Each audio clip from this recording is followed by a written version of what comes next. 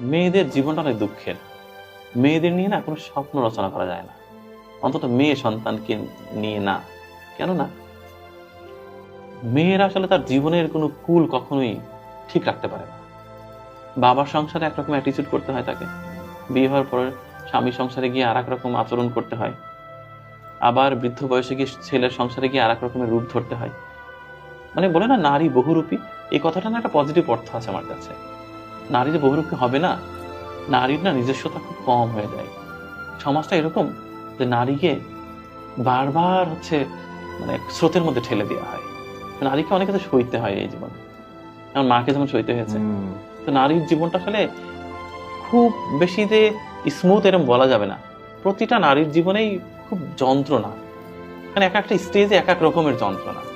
এই যন্ত্রণার কোনো সীমারেখা নেই। আমার তো মনে হয় প্রত্যেকটি নারী আসলে যন্ত্রণার মানে একেবারে বিশাল বড় একটা গোডাউন তৈরি করে রেখেছে হৃদয়ের ভিতরে। খুলে দিলে পৃথিবী প্লাবন হয়ে যাবে।